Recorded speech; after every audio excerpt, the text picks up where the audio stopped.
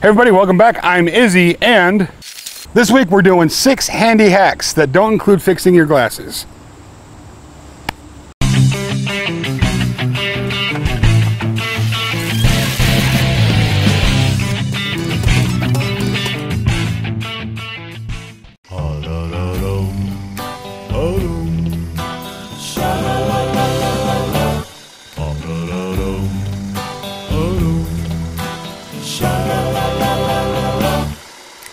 So any of you that saw my last video know I made a jig that makes round tapered legs on the table saw. I call it my table saw lathe jig.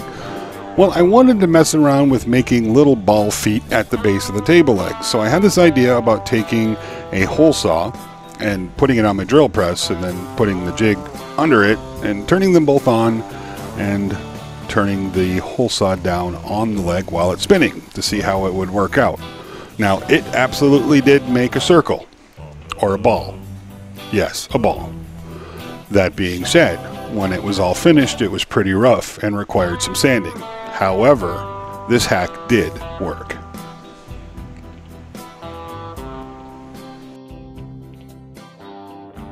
So the next couple of hacks have to do with running a bolt, or rather a nut, down a bolt, where you have a long way to go. So a situation where all thread. Now that being said, you'll have to imagine that the all thread is attached to something, a machine or a ceiling or whatever. And this first hack uses rope to turn a nut rather quickly down some all thread.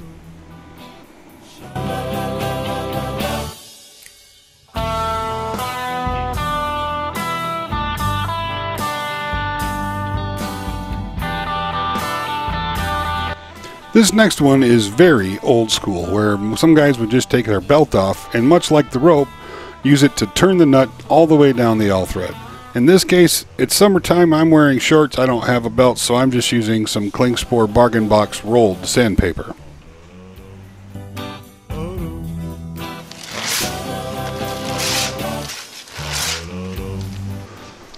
So if you don't have some rope, belt or some sandpaper around, you can just use a hand drill and a number 2 pencil. The problem with that is the eraser wears out pretty quick. So if you've ever been on a job site and seen a guy with a big ball of duct tape on the end of a number 2 pencil, this is why.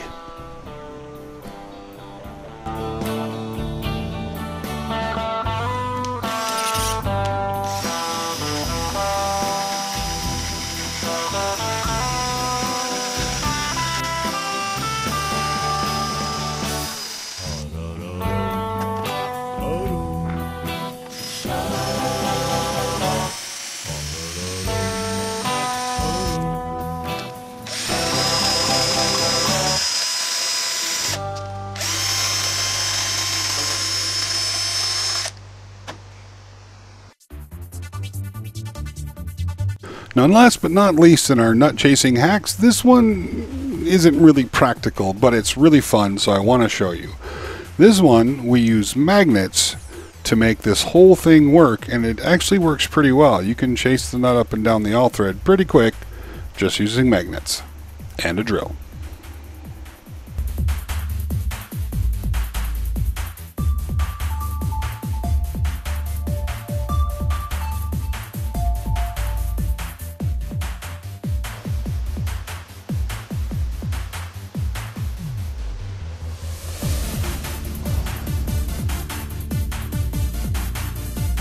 This next one is for all of those of you who swing a hammer for a living. I can't count the number of times I was up on a ladder and dropped my hammer. Thankfully, no one was ever underneath when I did.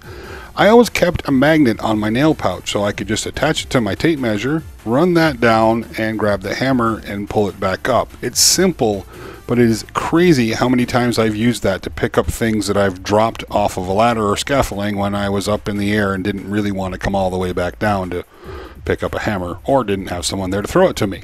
Simple hack, but it's effective.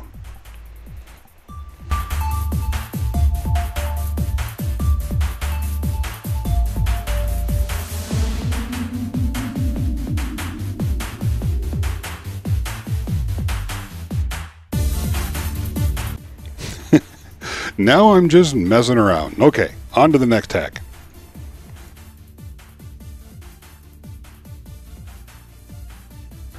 With the ever-increasing popularity of epoxy and things like that, I'm going to show you this next hack. Now this is really something that is super simple, but it's a handy trick to know, and I've been doing this for years. If you have an old spade bit or paddle bit laying around that you're not using, in my case I've got a 1-inch that is just worn out, I grind the teeth off of it, stick it in a drill, and it makes an amazing mixer. You can use it for epoxies, you can use it for stains, for paints.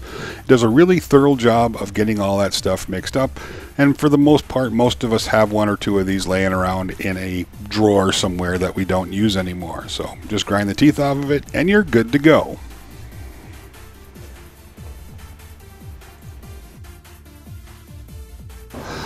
Everybody, thank you very much for watching today. So these are just some things that I use around, well, some of the things that I use around the shop. Now obviously the magnet thing, yeah, it's pretty cool, but not that many of us carry magnets around in our pockets.